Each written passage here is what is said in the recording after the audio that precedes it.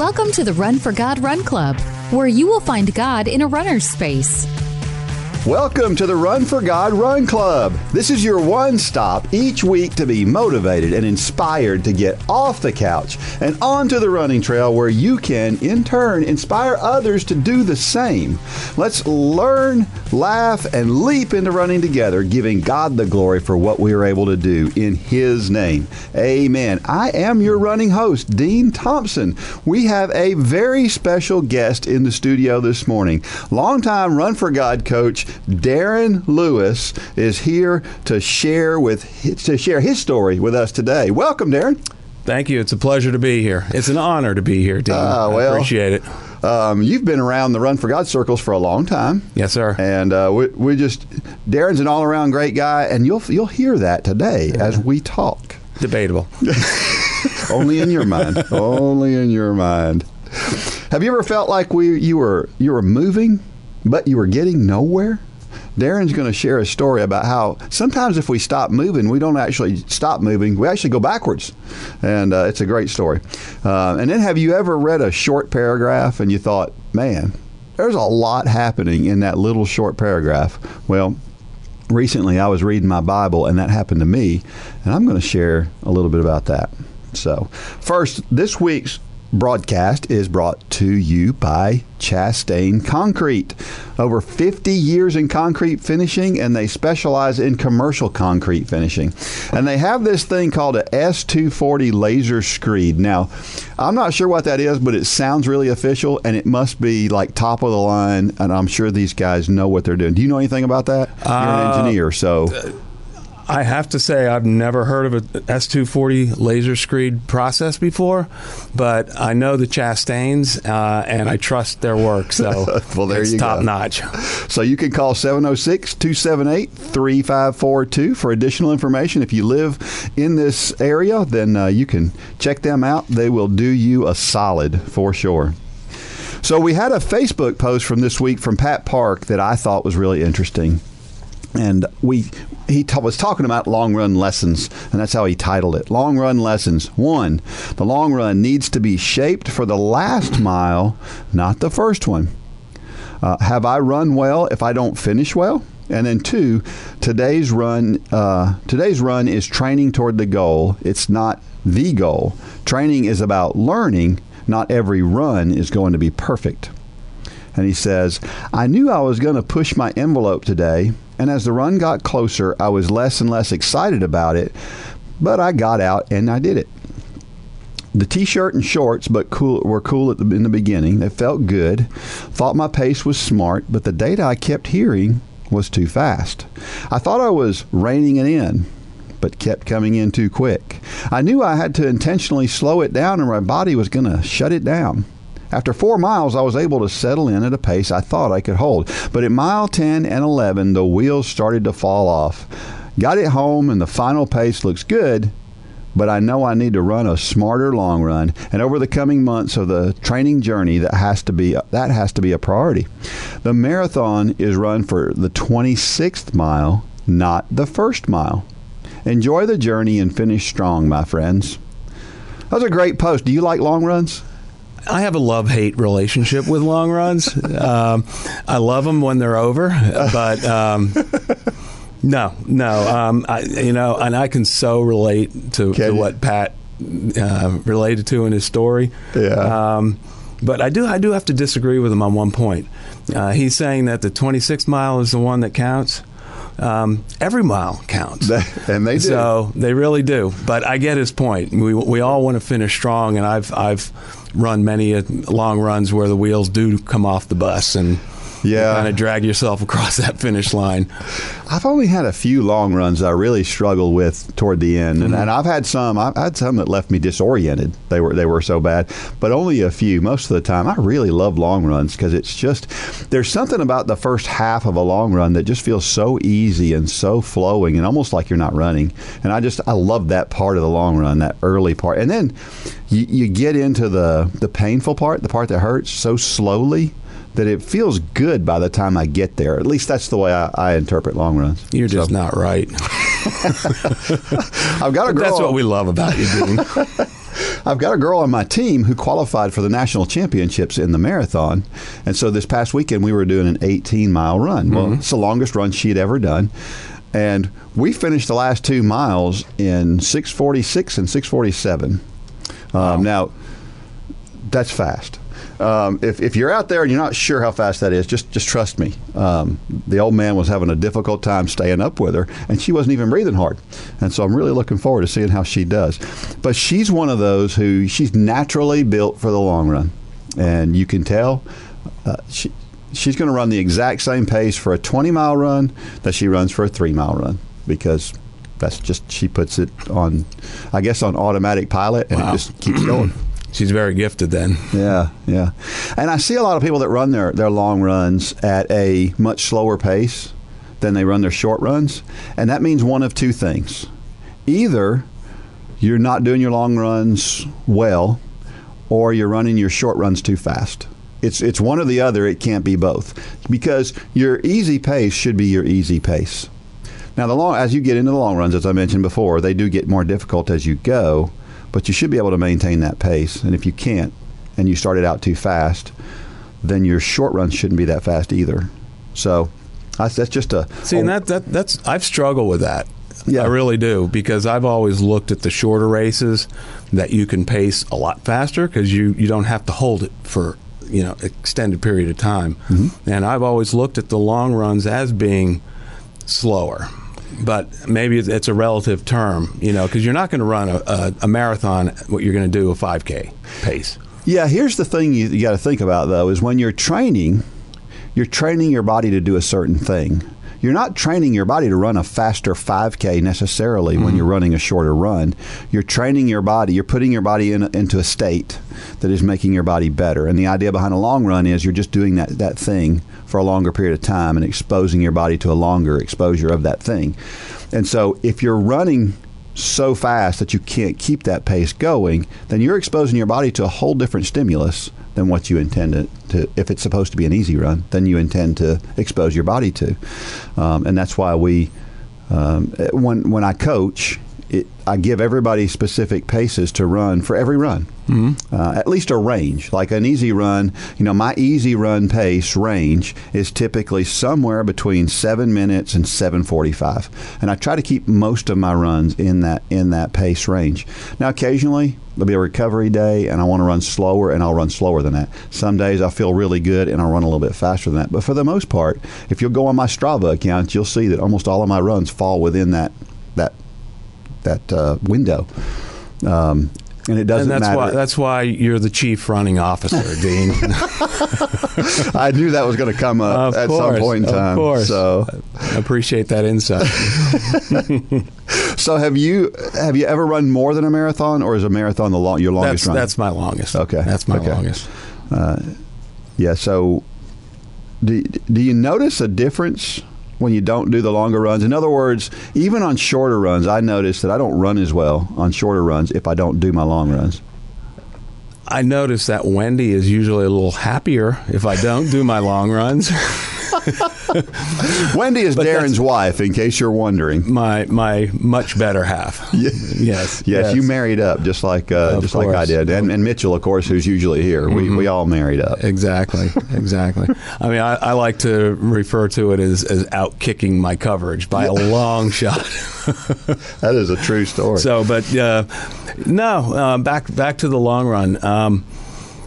I have not. Really, my long run these days is probably only 8 to 10 miles. Mm-hmm. So, from a couch to marathon perspective, I'm right there with the rest of you. I'm going to be building back up. So, my long runs are typically no more than a little over an hour and 15 minutes. That's not too bad. So but psychologically, I can tell the difference if I don't get a long run in, because to me.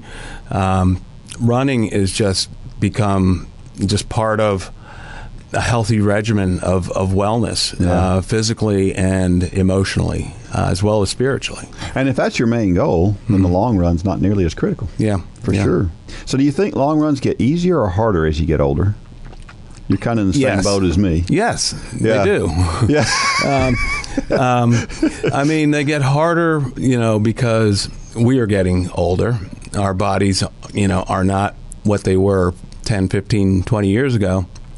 But we've also got more up here. Mm-hmm. So as long as you put things in perspective and you use your brain and know what you're getting into, I think you can run smarter. So from that perspective, it can be a lot easier. Yeah. So that's a good perspective. Somebody asked online recently, said, what is considered a long run? And so I'd like to say this. Anything under an hour is not a long run. It's just not. And I think that you measure a long run based on time, not distance. A lot of people say, well, 10-mile run is a long run. Well, it depends. How long does it take you to run that 10 miles? Because if it takes you an hour and 45 minutes to run that 10 miles, then it's certainly a long run for sure. If it takes you an hour and 15 minutes to run that long run, it's not really it's not as long of a run. So it's really dependent upon your time and the amount of time that you're out there. So I would say that anything over an hour and 45 minutes is definitely a long run, because the studies show that your body does something different after you've been running for an hour and 45 minutes. So, and if you're in the right zone in the pacing that you're running for that hour and 45 minutes, that's where things get harder in a marathon. And an hour and 45 minutes seems to be that fulcrum point. So that was free. I won't even charge anybody for that information. And I find the way I train now, a lot of times I don't even put a distance. Yeah. If I'm ramping up, I'll start out, an hour one week, and then the next week it'll be an hour and 10 minutes. And try to build it. Is whatever it is. Yeah. It's just time on the feet, It's funny you bring that up. I've done that some with some of the teams that I coach, and I'm going to tell you, kids don't want to hear that. Kids do not want to run by time. Don't tell them to run for 45 minutes. Just tell them to run for 6 miles, because 45 minutes to them is like, they don't want to hear it. They do not want to hear time. They want to hear a distance, and it's hilarious They want to get it over with and get on to something. I don't know, because if I give them 6 miles, it's still going to be 45. I'm going to give them a distance that's going to be the 45 minutes that I was going to tell them. Right. So it's going to be the same thing, but they feel better. It's up here. Yeah. It's up here. And of course, you'll see some of them running around in circles just as they're getting done, to make sure their Garmin gets up to 6 miles. I'm like, yeah, I'll stop at 5.9. I don't care. Or 6.3. It doesn't matter to me. Yeah. And I'll call it 6 either way. So the trivia question from last week was this: what is the oldest race in the United States? And a lot of people think that the Boston Marathon is the oldest race in the United States. And it depends on how you look at it a little bit, but the Boston Marathon began on April the 19th of 1897. So it has been around for a very, very long time. And it was initially organized by the U.S. Olympic team manager, John Graham. And it was only 24 and a half miles long. A lot of people don't realize that the distance for a marathon wasn't set until, I want to say it was 1910 or something like that. But it was once the Olympic committee decided we're going to go with 26.2 miles. That's a whole different story, which maybe we'll do a trivia question on why the distance of the marathon is what it is. It's not what a lot of people think it is. Anyway, this race is held, of course, on Patriots Day every year, which is the third Monday in April. It commemorates the start of the Revolutionary War. There's about 28,000 people that run in the Boston Marathon, and I've run the Boston Marathon a few times. It is the most outstanding experience for runners that you can have, and I think it's because the entire city of Boston, which is normally not a great place to be, in my opinion. There's just people up north in general. They're so busy, and they're so, I don't know. Watch where you're going with this, Dean. I'm from New Jersey. I was born in New Jersey. I'm a Yankee too, right? I'm a Yankee. I get Transplanted. I get it, but I love people in the South. People in the South just seem to be friendlier and nicer in general. But in Boston, the week of the marathon, people up there are like people from the South. They become Southerners. They really for do. A day. They really do. They really appreciate it, and they pay attention to it, and they appreciate what runners are and who they are. Yes. And they understand running. You know, around here, you tell somebody you ran a race, it's like, well, and you tell them you run a marathon. They say, well, what was the distance? You know, was it a 5K? People don't understand it like they do there. But the oldest race in the United States is the YMCA Turkey Trot 8K, which goes back to November of 1896. About 5 months earlier than Boston. So it's in Buffalo, New York, and it's still held today. It started with 6 runners that ran 5 miles in downtown Boston back in 1896. And it was on dirt roads, of course, back then, and it wasn't run on pavements until the mid 1900s. And women didn't compete in that one until 1972. Not unlike Boston. Boston, it took a long time. I want to say it was about the same year when the first runners ran at Boston. Mm-hmm. Anyway, and there's about 13,000 runners a year. People come from all over the United States to go to this race in Buffalo because I never knew that. Yeah, this is new information.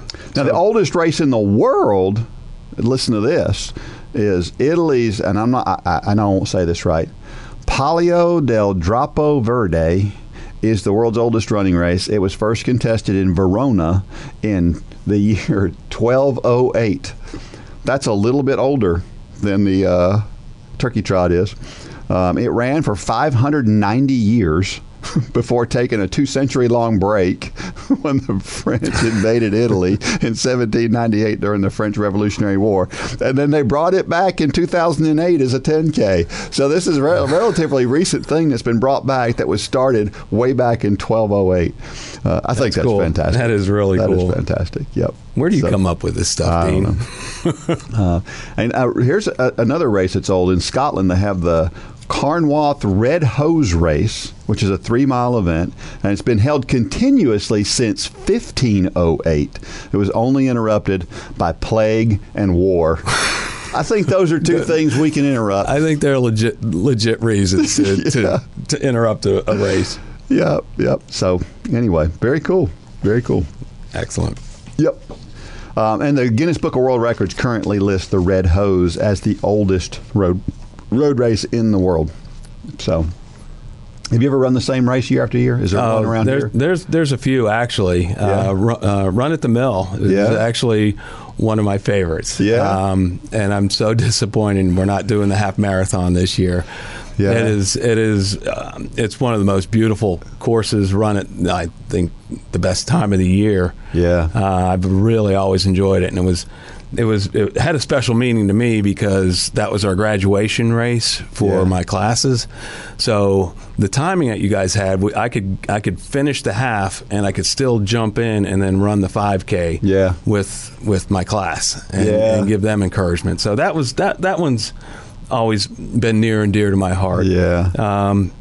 J-Fest, the 5K. Which is not going to happen this year, is one that I've done a lot. And Peachtree down in Atlanta, the 10K on 4th of July. Yeah. Don't ask me why.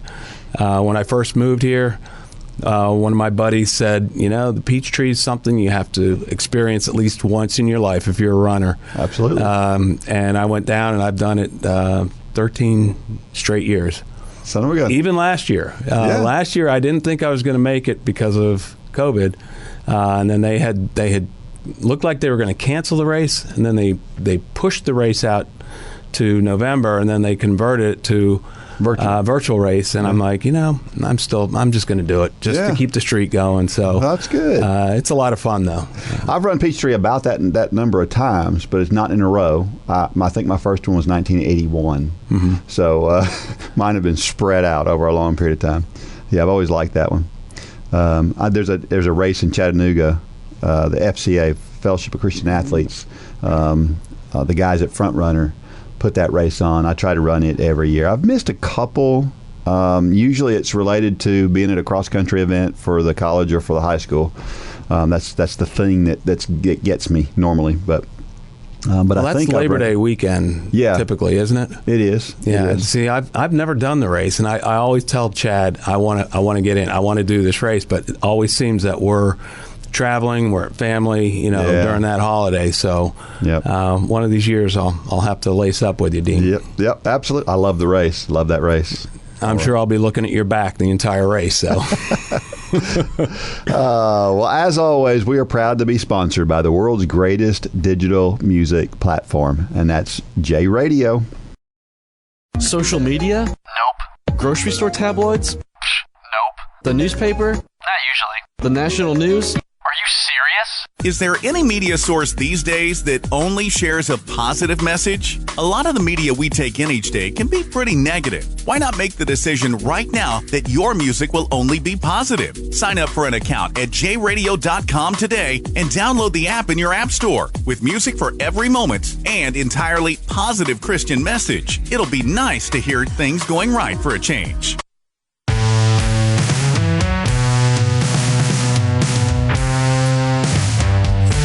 All right, we are back, and again, I'm here with Darren Lewis, coach extraordinaire for Run for God for a long time. Please. And again, all around great guy. I don't care what he says. Don't forget that you can send messages to me at dean@runforgod.com if you've got questions. If you've got anything that you want to know about, then you can send those to me. Sometimes I'm quick to answer them, sometimes not, but I will answer them at some point in time, I promise you. And if you've got an idea on a topic or something that you think we need to cover, then let me know what that is, because this is your club. And we want it to be your club, and we want you to guide the direction that we go. And so when you let me know what you're thinking, then that's fantastic. If you don't know about us and you just happen to fall into this podcast, make sure that you go to runforgod.com or runforgodrunclub.com to learn more about us.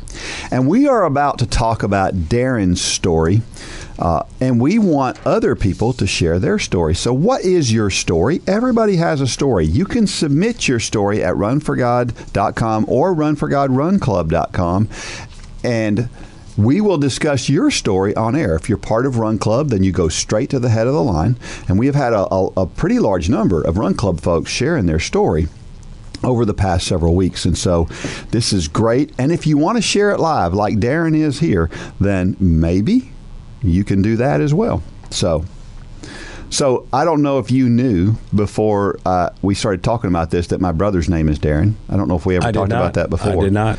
Of course, he spells it different. Okay. Yours is an E, his is an I. Well, my mom got it right. So.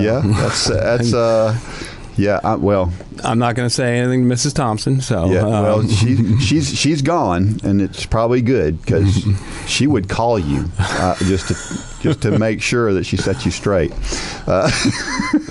Now he looks a lot different than you and I do. Praise the Lord. Yeah, well. Have you looked at the two of us lately? Well, yeah. It depends when you say what you look like. My brother, let me put it this way, okay? During Christmas time, my brother plays Santa Claus. Okay. He doesn't need any makeup. He doesn't need any padding. Okay? That's my brother. My brother's 10 and a half months younger than me, and I always told him I look younger than him, even though he's younger than me. So, anyway, he's not a runner, but he is a sports enthusiast. His kids have played sports. He umpires baseball a lot, but he's a good guy. He's just got different priorities than you and I do. So, all right, it is time for Darren to share his story, and his story is called "Running Up the Down Escalator of Life." Take it away, Darren. Thank you, Dean. So you wouldn't just wake up one day and decide to run a marathon had you not been training, right? Well, that's exactly what happened to me one day 18 years ago.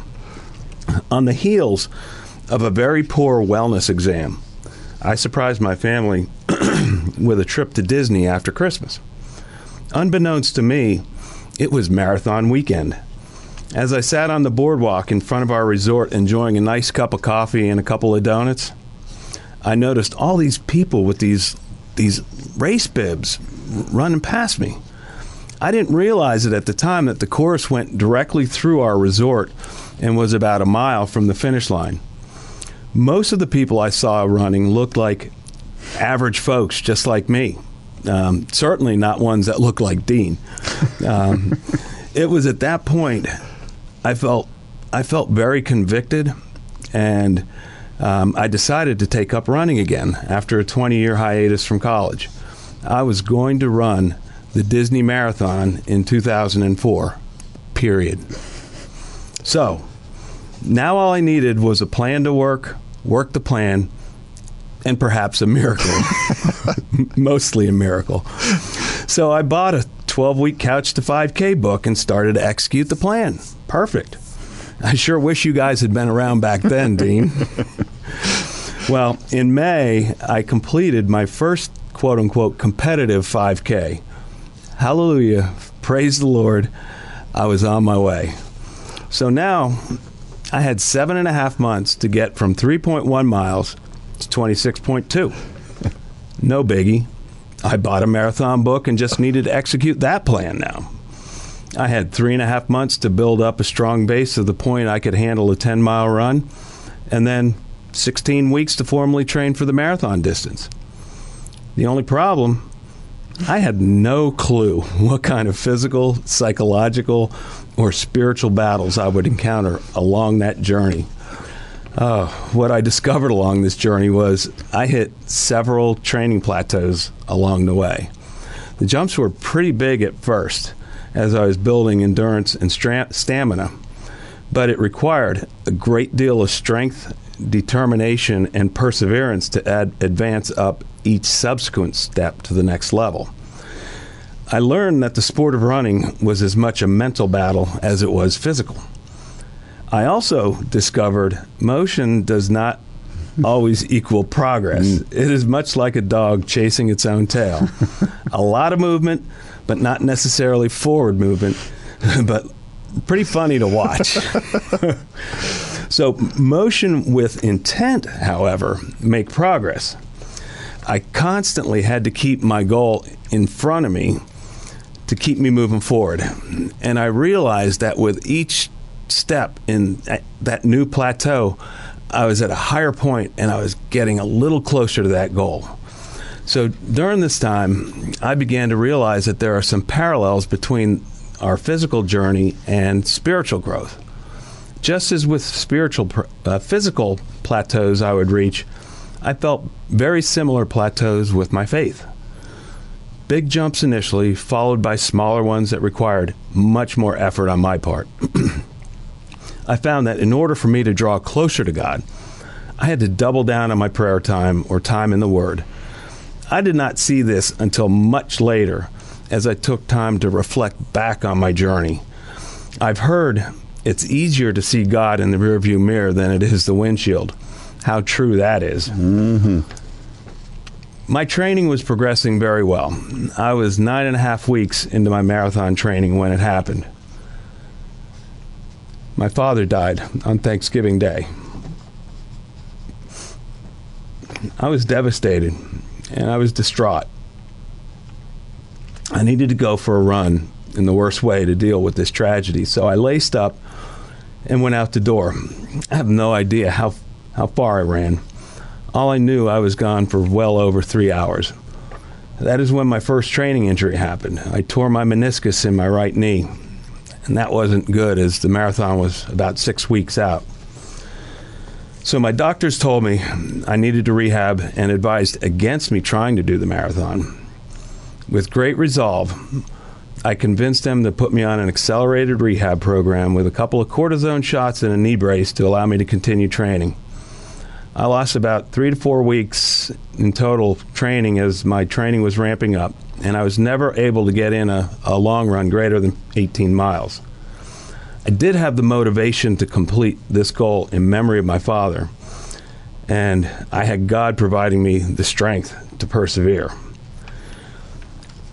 Race day came, and being in the starting corrals was surreal. I recall praying to God for strength and also looking up to my dad for a watchful eye over me during the race. As the race unfolded, my feet barely felt as if they were touching the ground, as if someone was lifting me. Thank you, Dad. I realized I had a guardian angel helping me.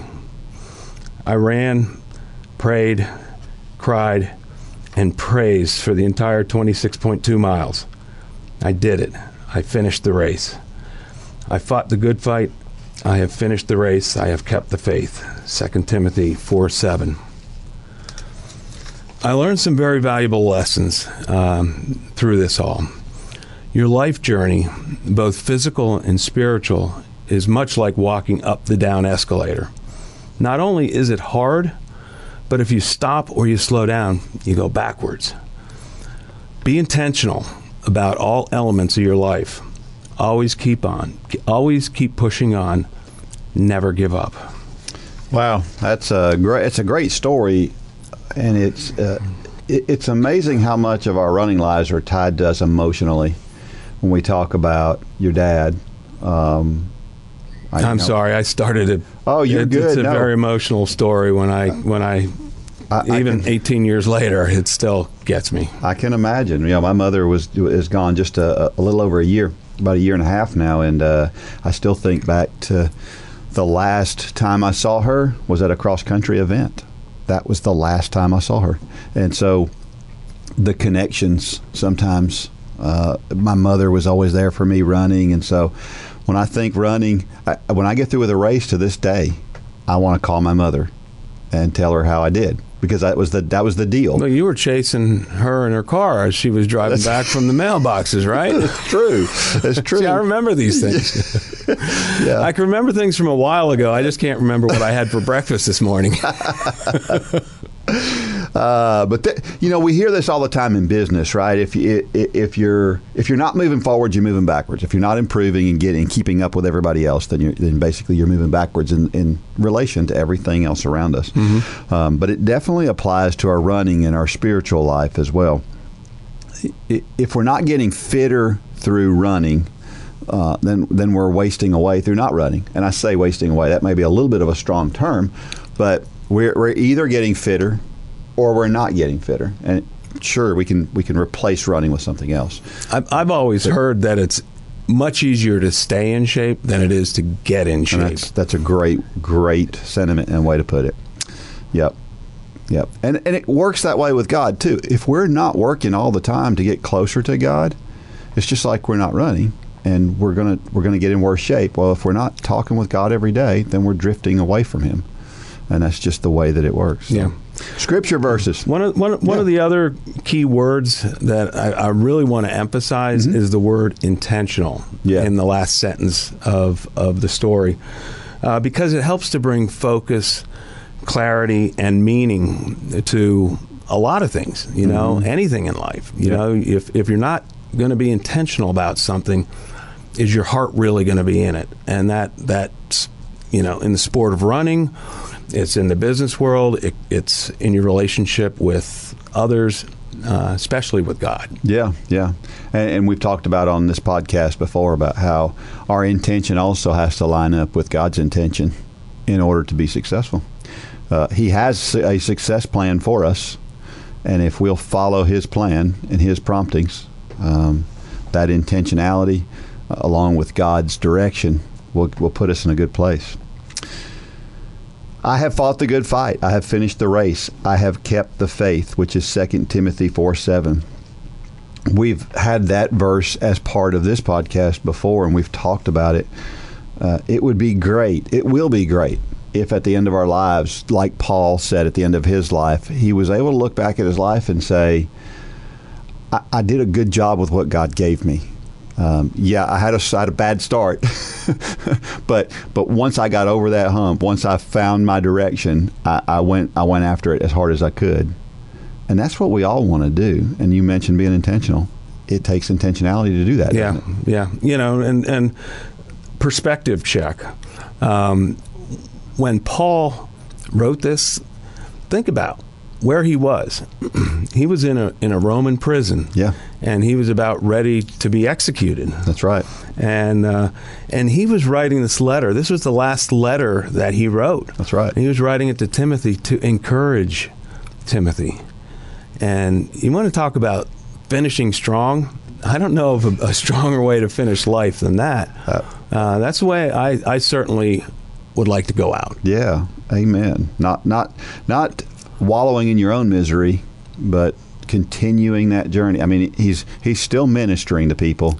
Yes, even while on the chopping block. Yeah, I mean, he's passing the torch. That's amazing. And he calls it the good fight. There is such a thing as good warfare. We look at the word war is bad. It's a bad word, right? But there are things worth fighting for, and those things are things that God would have us to fight for, and that's what he's kind of talking about here when he's talking about the good fight. There's a crown of righteousness for all of us. Amen. I can do all things through Christ who strengthens me. Philippians 4:13. Favorite verse. That's my go-to verse right there. Yep. Well, we got to have Christ in order to be satisfied with our situation. In this case, Paul, of course, is talking about being able to be satisfied no matter if he had a lot or if he had a little. And the verses around this verse, that's what it's talking about. It's talking about how God can give him the strength to be happy in no matter what his circumstances were. Just as he was writing letters to Timothy as he was about to be executed, he was finding positivity in his situation and strength in his situation. A lot of people interpret that verse that God will give you superpowers. Yeah, and that's not necessarily the way way it happens.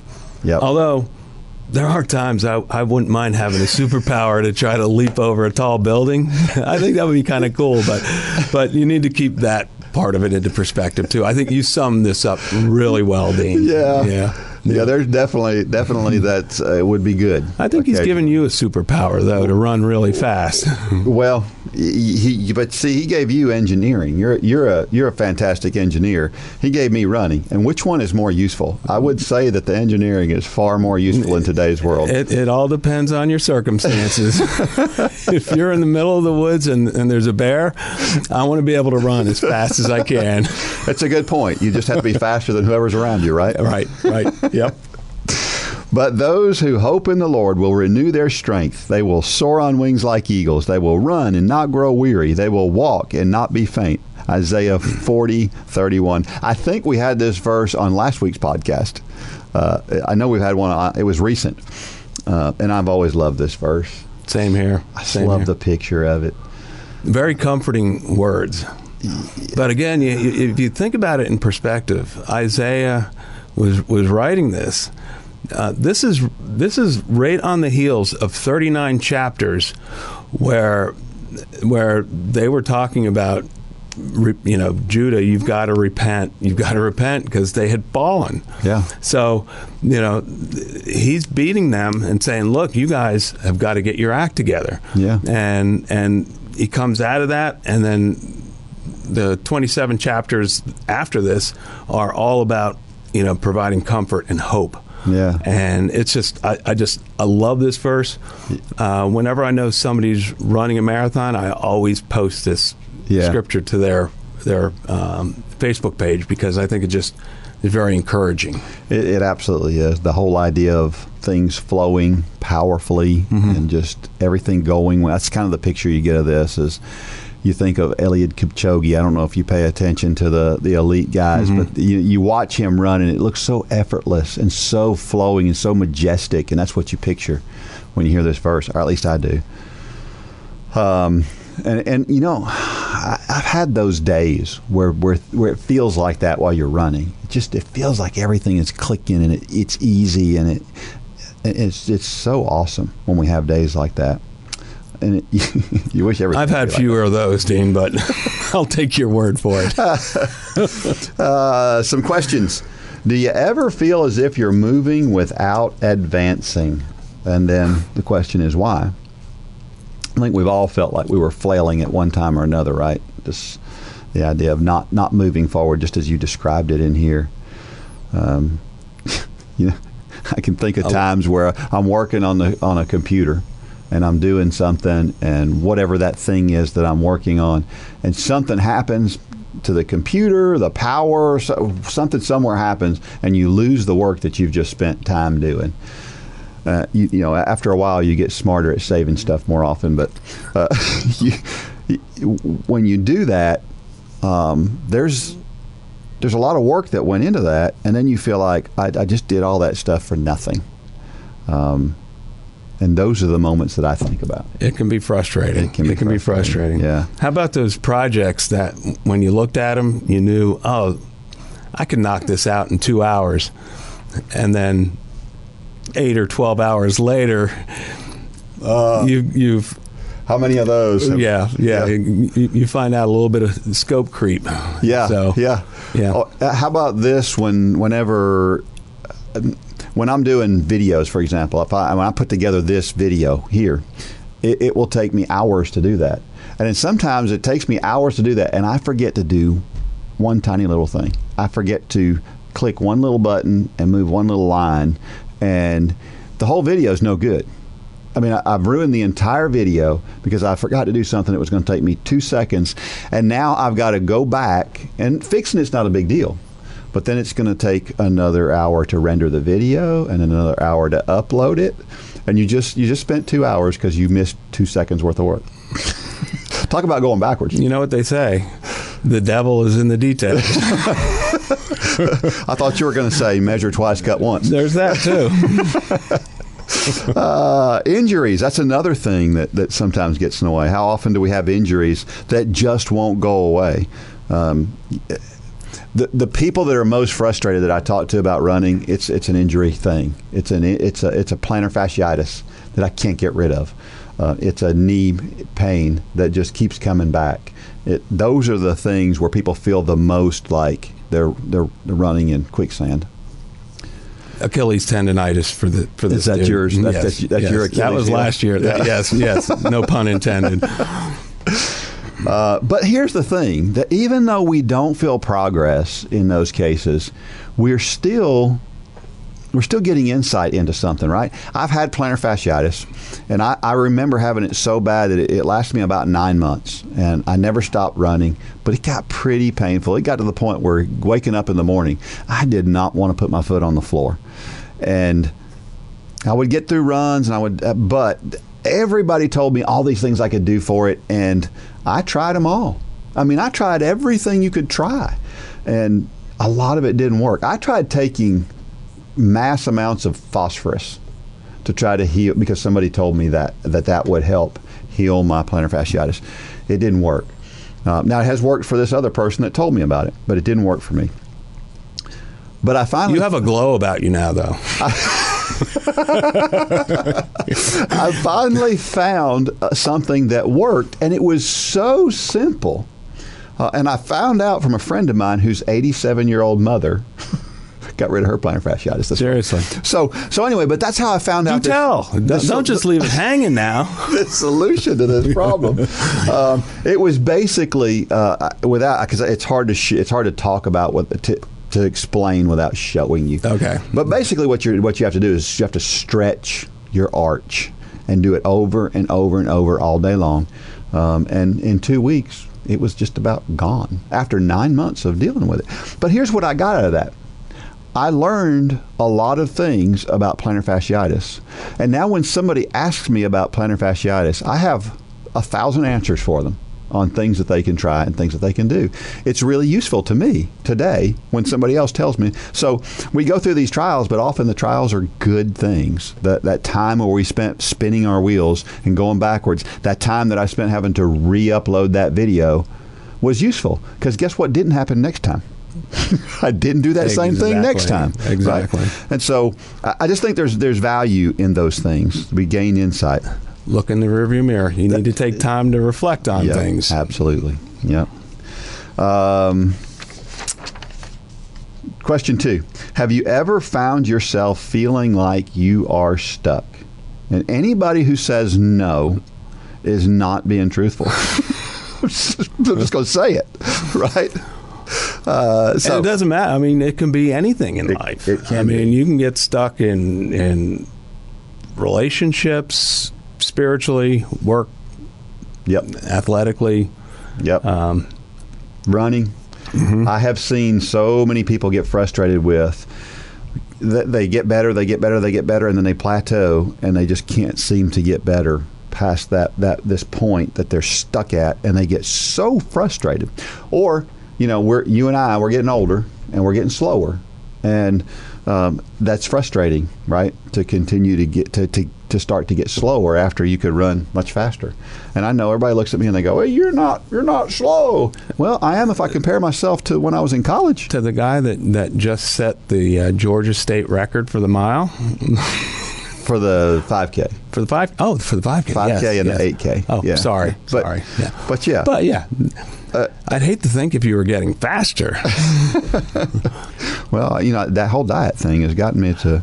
Well, that's interesting, because sometimes the breakthroughs that you have can be changes to things that you may not even necessarily think would have that great of an impact. Diet, sleep, maybe just changing the way you train. That is often the case. Very often the case.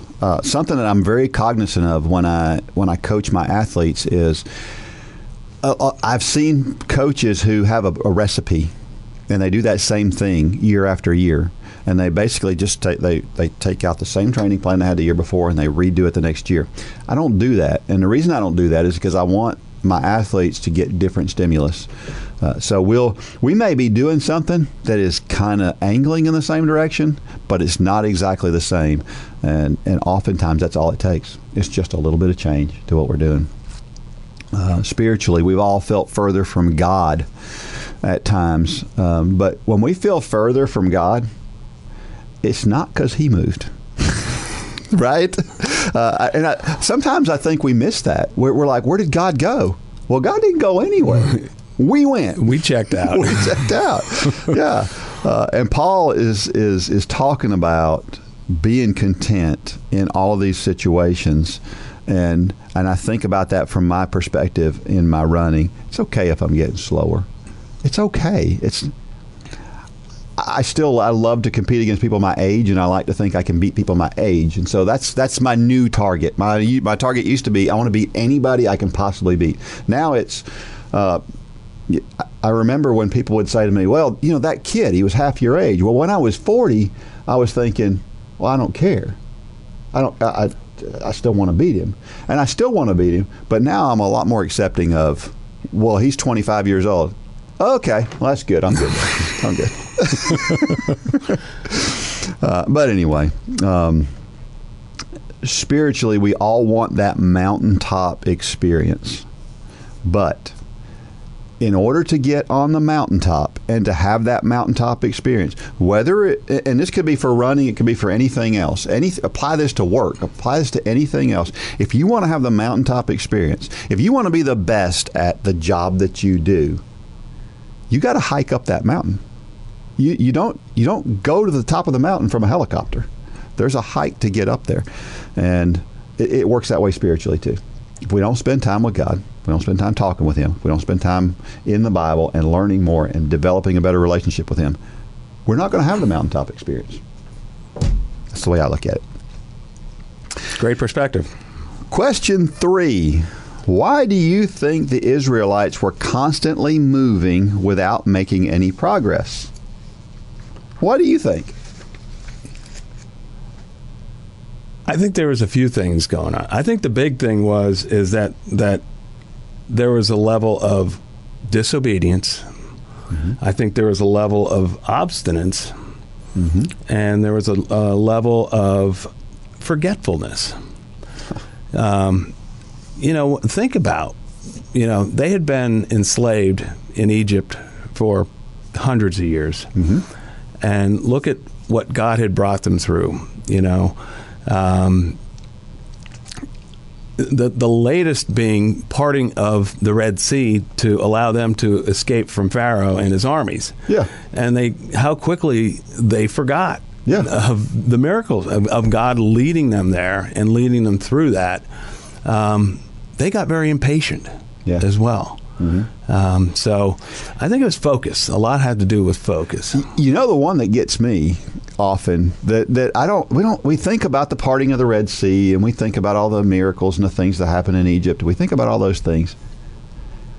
They had food rain down on them every day. Every day. So the idea that they forgot about these miracles is like it happened this morning. Okay? And they got exactly the amount they needed. No more, no less. And they would complain about it. He was consistent. Yeah. So. Yep. Yeah. That's crazy. I guess if you live on a diet of pepperoni pizzas every day, eventually you're going to get tired of pepperoni pizzas. I guess. Maybe. I guess. But if it's delivered to my door every day, then I'm good with it. That's all I'm saying. Is it complacency? And lack of content? Yeah. Yeah. And that's what it is. We all want something different until we get something different is the way I always see it. We all want to be able to do this thing, or we want to be able to do that thing, and then we get that thing handed to us.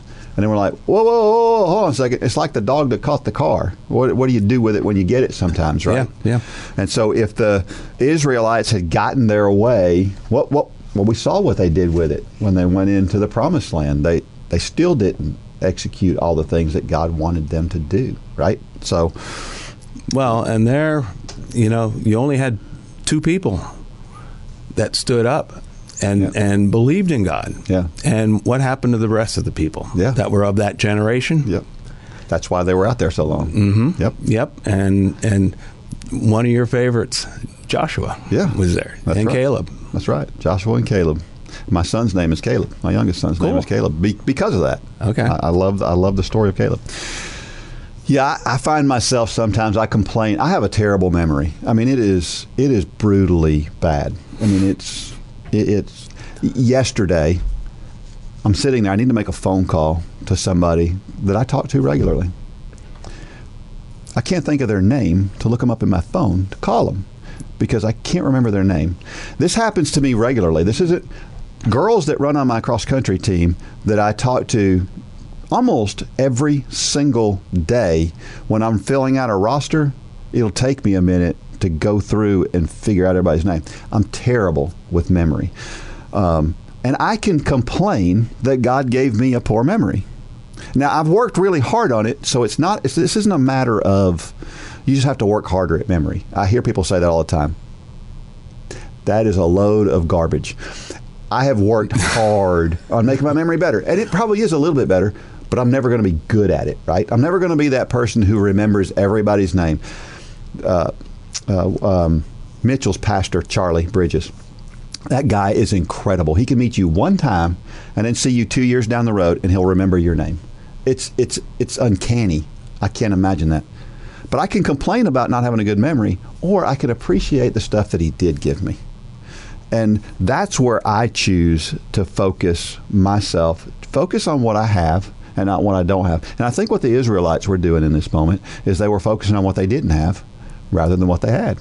Well, and they looked at, in their minds, when they got their freedom from Egypt, they thought they were going to be moving right into paradise. Mm-hmm. And the one thing I took away from this is our plans do not necessarily equal God's plans, nor his timing. Yeah. So we need to keep that into perspective. And I think you alluded to it earlier about his will in our lives. Mm-hmm. That we need to be able to look for that, and that was part of the teaching and the learnings that he wanted the Israelites to go through before he allowed them to proceed into the promised land. Yeah. So that dog chasing its tail, kind of funny to watch, but you look at it and through it all, just know God won't keep you in the wilderness either. That's right. Exactly. While you are working hard to keep your body in shape physically, the music you listen to while you run can help keep you in shape spiritually. We have partnered with J Radio to put together a group of running playlists by Mitchell, Lane, Holly, me, and others that you hear on the Run Club podcast. Plus, you can listen to a playlist put together by members of Run Club just like you. Check out the whole station of Run for God playlists now at jradio.com and in the J Radio app.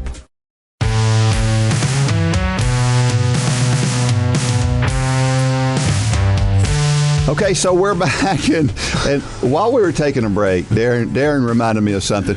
I have a girl that runs on my team who, I don't care what happens, she is going to find the silver lining. It just doesn't. I mean, the worst thing in the world can happen, and she's going to find some way to put a positive spin on it. And you just put a positive spin on my bad memory. So what was that? Absolutely. Dean, I think you're very harsh on yourself. I wouldn't necessarily say that you have a bad memory. I think you have a very good memory. And you've been blessed with a good memory. It just happens to be short. So I love that perspective. And it's so true. That is so true. So how's the family? How's your family doing? We're doing really well.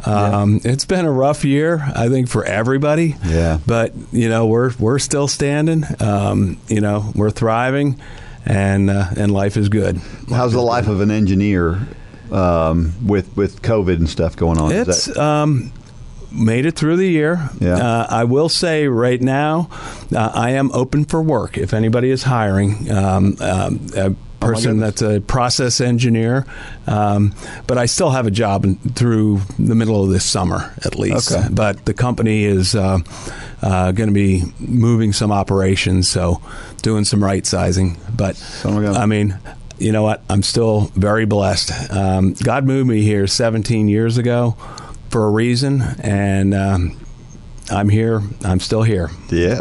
Hey, I'm not going anywhere unless He wants me to. God still has a plan. Absolutely. He's got a plan for us until we breathe our last. Just like we were talking about Paul earlier. Mm-hmm. He was in prison and still doing his thing. Well, I look at it. I don't know what the next chapter brings, but I know who the author is, so I know it's going to be good. Amen. Well put. Yes. So you've been a Run for God coach. I think we talked about that earlier. You've been there 8 years? 8 years. This is my 8th year leading a class. And even through all the restrictions of COVID, and we found ways to still keep it going. We've done things, via that's Zoom. What an engineer does. We work through obstacles, It's part of that endurance training that we go through, but we continue to meet virtually, and we finally got back together. There's some restrictions that our church had. I've been truly blessed. Christ United Methodist Church in Chattanooga has just been a blessing to me. And to our community. They have a half-a-mile track behind our church. Oh, wow. Which, think about it. We're leading a Run for God class, and you've got this resource available to you. That's fantastic. We've had some restrictions around the use of that track, so we definitely have found ways to accommodate that. And Roadrunners Club of America has some guidelines around doing group runs and races. So we've been adhering to those guidelines all through COVID, and we've maintained getting people together for together runs. Yeah, so it's been great. So do you have a favorite story from one of those classes? Is there somebody there that just sticks out in your mind? Wow, that's a tough question. That is, because there's a bunch of them. I know. Every class has been different. Yeah. And everyone has been a blessing in its own way, and I look, some of the greatest feelings and experiences I've had is watching people come across that finish line that didn't think that they could. Yeah. The feelings that I felt when I ran across the finish line in the first marathon I did, pale in comparison to watching them come across the finish line. Yeah. It's been such a blessing. Yeah. The first class I taught, I had an 8-year-old and an 80-year-old come across that finish line, and wouldn't you know, the 80-year-old stood on the podium. Oh, that's awesome. She took a third place. It was awesome. Good but stuff. but I will say this. Through it all, having the kids in the class, they'll say the darndest things. Yeah. And you want to. I remember one class in particular.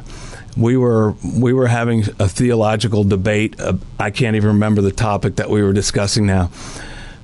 But this little 8-year-old girl, Samantha, raises her hand, and I stopped the debate, and I asked Samantha what she wanted to say, and she goes, "Isn't this all about love?" Dead silence. I'm like, Samantha, I think maybe you need to come up here and instruct this class. But, you know, it was so beautiful. Here's an 8-year-old bringing perspective into this, fantastic. you know, and stuff like that has gone on and has truly blessed me. And I pray that the students have gotten a tenth of what I've gotten out of leading these classes. I've heard from some of them. They have. All right. It is time for Dean's Thoughts, and that's a time when I share something that I've written about the intersection between running and faith. And sometimes, you know, we summarize things and we condense them into little bitty bites. But those tiny bites actually have a lot in them. This one is called Short Paragraphs. The 24th chapter of Joshua reviews the history of Israel. One paragraph, verses 8 through 10, covers a time frame of 40 years. That's a lot of time to cover in a few words. We use summaries to describe a lot of things. Cliff's Notes are basically a summary of an entire book. When we tell someone our story, we don't go into every detail. For example, we'll decline to include our dental hygiene habits when describing a race to a fellow runner. Surely we brushed our teeth the morning of the race, but we'll leave it out of the story. And there are a bunch of other things that we'll leave out as well. In other words, there are a lot of details that led up to the event, but we don't need to know about them. We have all run into someone that we haven't seen in a long time. Sometimes we notice a big weight loss, or they tell us about a big accomplishment. We didn't see everything that happened in between, and we don't really think about it too much. But it took a lot of work to lose that weight or to accomplish that thing. Again, we don't know the details, but in this case, some of the missing information definitely contributed to the success. We assume very often that things come easy to people, but it is rare that anything worthwhile is easy. I was recently watching a television program where someone was describing how difficult her path was to success. It struck me that what she described was normal struggle. Most successful people struggle to get there. Whether you love him or hate him, Rush Limbaugh was one of the most successful radio personalities of all time. But he was fired from one job after another, leading to a short stint in another industry before going back to radio and ultimately finding that success. But we all think about his success. We don't think about the heartache of being unemployed and the thousands of hours of low-paying work to get there. I've been a pretty successful runner for most of my life, but I struggle from time to time. I remember when I went back to running after taking a long time off and struggling in a major way. I've had to endure injury. There have been days, weeks, even months where it was hard to keep going. In short, I'm normal. But even though it is sometimes important to the story, I don't talk about it much. Understand that struggle is normal. It is often a large portion of the story, but it's not the part of the story we need to dwell on. Everyone struggles. You're not special in that regard. If we go back to the example in Joshua, the 40 years that passed in those 3 verses held many lessons and that made Israel who they are today. There are many lessons in the hundreds of miles I have run, and there were refinements made each time Rush Limbaugh was fired from a job. In each case, the struggle has helped to make us all better. And though the Israelites didn't appreciate the time they were in the desert, and I haven't enjoyed every 8-mile run I've ever executed, and Rush Limbaugh, I'm sure, didn't enjoy having to move back in with his parents after losing job after job, there were good things happening in each case. No matter how much you think you're struggling today, embrace it. You're getting better, learning lessons, and moving in a positive direction. The Israelites wanted to quit along the way, and Rush Limbaugh almost quit his journey, but they kept going. Don't quit. Don't succumb to the path of least resistance. There is success at the end of the struggle, but you'll never know that if you don't keep pushing forward. If you're out there having a tough time of it, think about the 40 years that went by in one paragraph. Although you may have a lot going on, you may describe it in the future in one paragraph. Because while where you are today is not the destination, some days the steps towards your goal are short and sometimes they're long. Just make sure you're working toward your goal each day. Sometimes progress doesn't feel like progress. The Bible very clearly tells us that the Israelites didn't see the value in the daily struggle while they were in the moment. But we know that God works all things for good for those who love Him. And the bottom line, love Him, and the rest is just a short paragraph. I didn't have any idea what your story was going to be when I wrote that story. I don't believe it. Isn't that amazing? I'm just blown away. I used to be surprised at how these stories go together, but never one time have I ever sat down to write one of these Dean's Thoughts stories with the story that we were going to cover before it on my mind. And but these just fit together like hand in glove. Well, and you just asked me, 3 days ago to give you a story? Yeah. And I think I responded immediately, and how they fit together. They were both already written by that point. It's a God thing. Absolutely. I'm certain of that. It's the way He works. Yeah. We all like people. We all like people. We all know people who like to make that one paragraph really long, don't we? Mm-hmm. They want to give every detail of oh, my goodness. Does that drive you crazy? Some people don't mind that. I'm an engineer. Yeah, so give me the details and the process. Yeah, and land the plane. And let's move on. Yeah. Oh, my goodness. But, in this case, in this story that I'm talking about, in this paragraph that I'm talking about, there is the story is there. It's in the book of Exodus, and it's a much longer story there. But this was a summary. And I guess my point is that in the end, when we tell our story, those long periods of time where we suffered aren't always, now they might be part of our story and they may be a good portion of the story, but they're not the story. The story is where we wound up, where we ended, right? So I think that may have been considered like one of the earlier tweets that Joshua had, getting everything from 40 years into one paragraph. Yeah. Well, here's perspective. The bottom line: we can talk about our story all day long, and we can be short or long paragraphs. But if we can't take our story and mold it into God's story and see where it fits in His grand scheme of things, doesn't really matter, does it? Not at all. If you've ever participated in any sport, you've probably met a great coach. Great coaches inspire us to do more than we ever thought possible. You can be the leader that helps others achieve things they never thought possible. Yes, you have the ability and the opportunity to be that person. All you need is a heart to help people and the ability to follow a plan. The Run for God 5K Challenge will come ready to help you inspire those around you. The step-by-step guide will direct you how to plan, pray, and train people both physically and spiritually.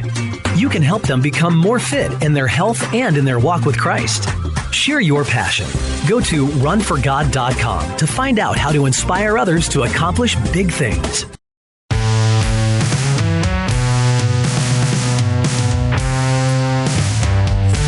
All right, we're back. And so you took an unconventional route, to say the least, as far as being involved with Run for God and being a coach. Because most people, they found us on the website and they bought some instructors' materials and they looked at them and they became a coach, or maybe they talked with one of us, whatever. That's not what happened with you, is it? Do you want to tell that story? Well, again, it's a matter of perspective, Dean, and the funny thing about this is I didn't realize just how unconventional this was until years later. That's and right. You guys brought it to my attention. But, back in 2003, I guess it was, I was looking for ways to get more involved with my church. And I think that was 2013. But that's okay. Yeah. Plus or minus a decade. 13. Yes, thank you. Wendy, well, you guys were advertising an instructor summit, and I saw this, and I just kept mulling it around, and then Wendy, she finally just said, "Look, you're looking for something to do in the church. You love running, you love people, you love God. Look at this. This is laying itself in your lap." So I approached my church about sponsoring me to go through this instructor summit. And I'm thinking, in my mind, the natural sequence of events is go to instructor summit, get trained up, and then you can take the materials, go back, which I did. Right. I learned a lot from you guys. Yep. Sat through a couple days worth of lectures and group runs and had some great fellowship. Made some really good friends. And went on my merry way and started up the Run for God class at Christ Church in 2014. And I think it was probably about 3 years later, maybe 2 or 3 years later, we had another summit. And I think that's where you guys actually brought up that when I showed up to this summit, you guys were looking at my name and thinking, we don't know this guy. We don't know why he's here, but hey, he's here. He's paid.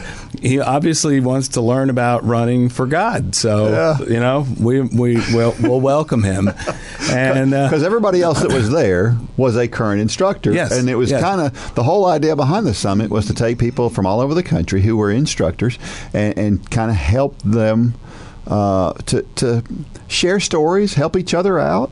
And in hindsight, we look at it and go, yeah, that makes sense for somebody who wanted to be a coach to come to this summit. And so it worked out great. I'm an unconventional kind of guy. What can I say, Dean? Yeah, it worked out in the end. So God wanted me to be there. That's my story. I'm sticking with it. Unconventional. That's only one of the enduring qualities of Darren Lewis. Thank you.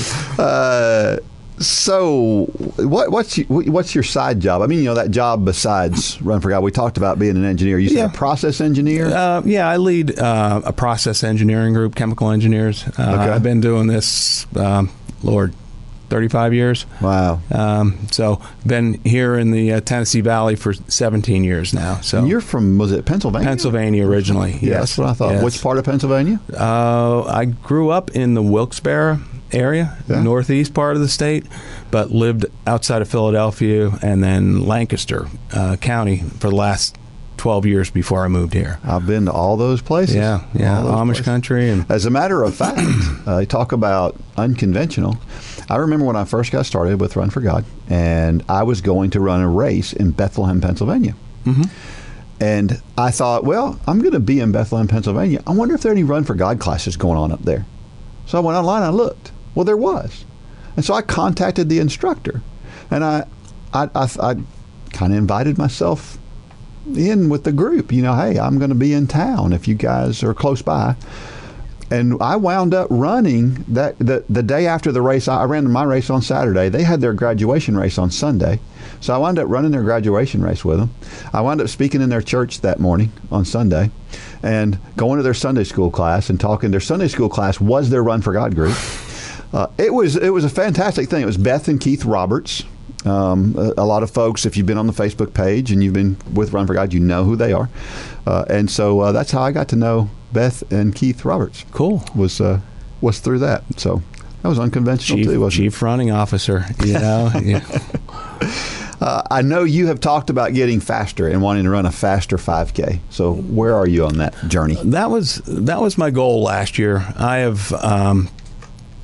Again, a little bit of an unconventional runner. I ran as a novice, when I was younger, and I didn't really pick up running until after I was 42 years old. Mm-hmm. That's when I got back into running again and did that first marathon. So a sub 20 5K has been elusive to me. So I set that as a goal for last year, and I had 1959 written as my goal on my mirror and on my whiteboard in my office, and I was tracking really well to do that. I had my target race set up, and then COVID hit, and then races got canceled, and then I sprained my ankle, and then I hurt my Achilles. So it kind of went down the chutes. No. So it was a little rough last year. I still have that as a goal. Okay.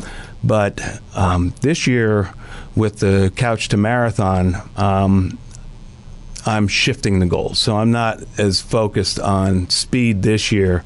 I'm looking at, what can I do to get to the marathon? Yeah. And I've actually set a little higher goal, and I've told my class, if I can get 3 people that are going to do the marathon in our class, and we're still down at Disney, I'm going to sign up for the Dopey Challenge. All right. So I've thrown that out there. All so right. that would be my newest goal. If you're out there and don't know what the Dopey Challenge is, that's where you run the 5K on Thursday, the 10K on Friday, the half marathon on Saturday, and then the marathon on Sunday. That is and I've looked at that as well, and I would love to do it. I would love to do it just for the fun of it, and I think it would be great fun. The problem is it's very expensive. It's very expensive. Yes, it is. You get some pretty cool swag, though. Yeah, they're really proud of those medals. Oh, yes. Oh, yes. Yes. So. Do you watch any track and field on television? I do. In track and field season right now? I do. Not so much track and field, but if there's big races on, like Berlin Marathon, London Marathon, So Boston. did you get up in the middle of the night and watch London here back, what was it, December, November, I think it was November. Yeah. No, I didn't. No. I watched it the next morning, I hate to say, but it was incredible. I absolutely love Ryan and Sarah Hall and what their family stands for and the way that they carry and live out their lives as believers as well as elite athletes. Yeah. And to see what Sarah has done at the age of 37 is just incredible. Yeah. And that finish was amazing. Yes, it was. She was, I think she was somewhere around 9th or 10th place at the half marathon point. Yeah. And this woman just methodically just started picking off runner after runner after runner. Yeah. And these were maybe a mile loop. I think they were doing it at London. It wasn't much more than that. I think it was a little over that, but yeah. But she came into the last lap, and she was in 3rd place, and I guess the world champion marathoner, I can't remember the lady's last name, Chip Chipkowich. Anyway, yeah. Sarah just dropped the hammer, and she ran the last mile like she was running, a 100-yard sprint, and just blew by her with 150 meters to go and took 2nd place. And it was just very inspiring to see what she did and how she did that. And I got up in the middle of the night to watch that, and I remember it being, I don't know what time it was, 4 o'clock in the morning, whatever the time was when she was actually doing that. And I remember jumping up off the couch as she was getting closer, as it was apparent that she had a chance to beat her. And I remember thinking, oh my gosh, I'm going to wake Debbie up. I need to calm down a little bit. So that's I enjoy watching that. Yeah. I've also watched the Breaking 2 documentary. Yeah. And that was kind of neat to from an engineering perspective to look at some of the biomechanical principles and the training that they put these guys through to optimize their performance, and obviously they had some shoes to so have you ever tried these shoes on? I have not. Okay. I have not. Well, you've heard my take on the shoes. Mm-hmm. They're magic. Yes. I mean, they're huge. All right, so we have a trivia question, as we do every week. All right. And so here's the trivia question, a little bit more about the history of running. I love the history of running, and I like to see people learn about it, so that's why some of these questions are targeted that way. We don't talk about cross country too much, but it is a great sport. It really is. There has only been one American guy and 2 American women who have ever won the World Cross Country Championships. Who are they? Just tell me who they are. 3 people.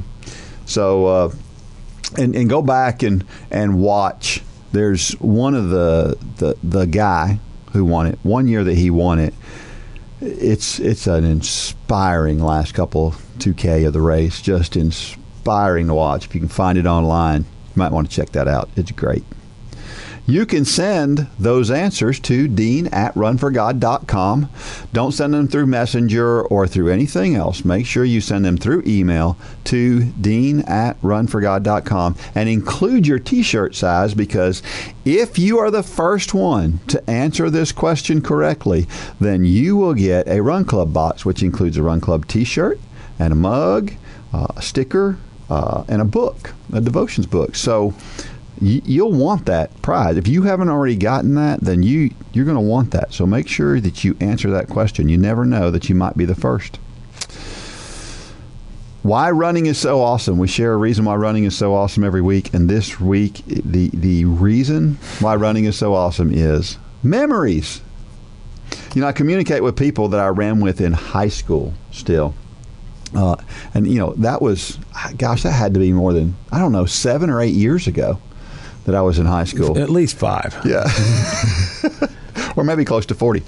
But some of those memories, they never go away. And so I think with running and the sport of running and the things that we do, we have all these memories. You just shared some of your memories.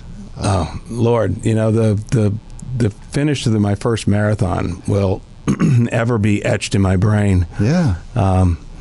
One of the other memories that I have too, it's kind of a funny one. I ran the New York City Marathon in 2011, and I was chugging along, you know, clipping along at a good pace.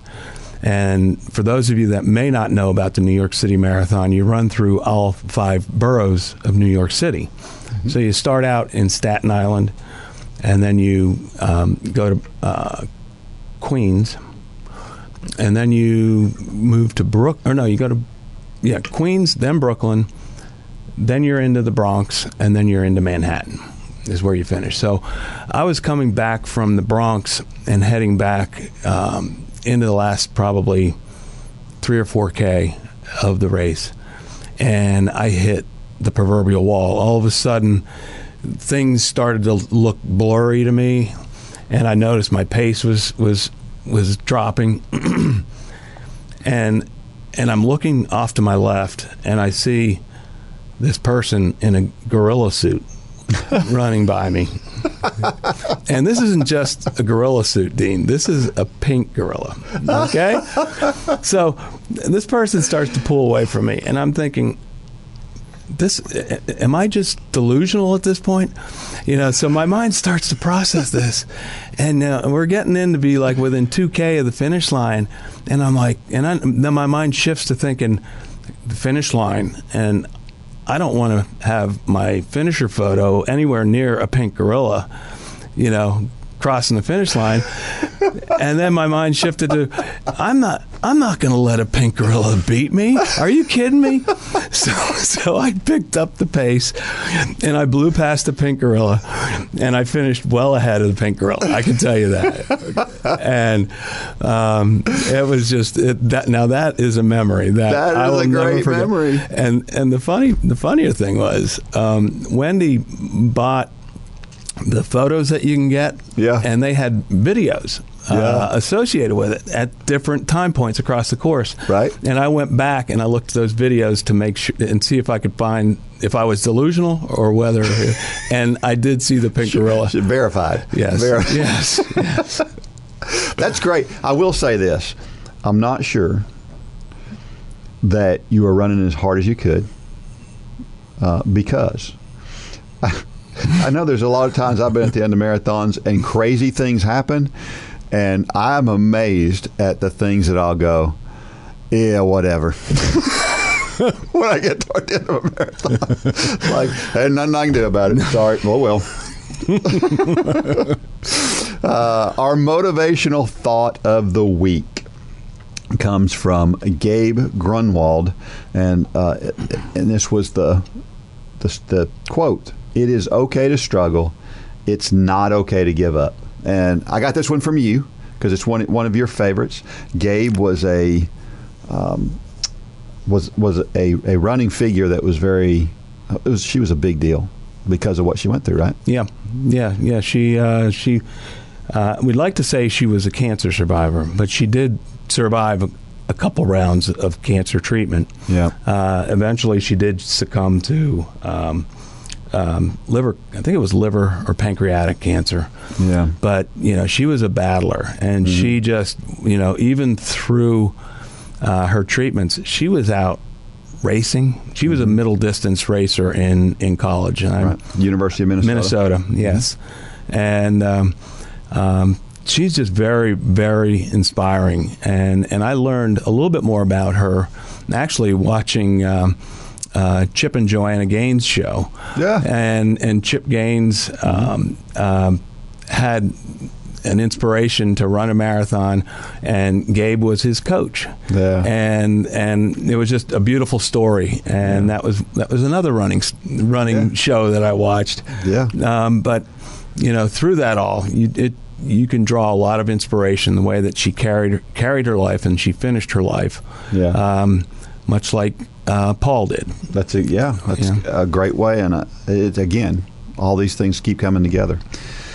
There is a organization out there called Brave Like Gabe that is research money for cancer.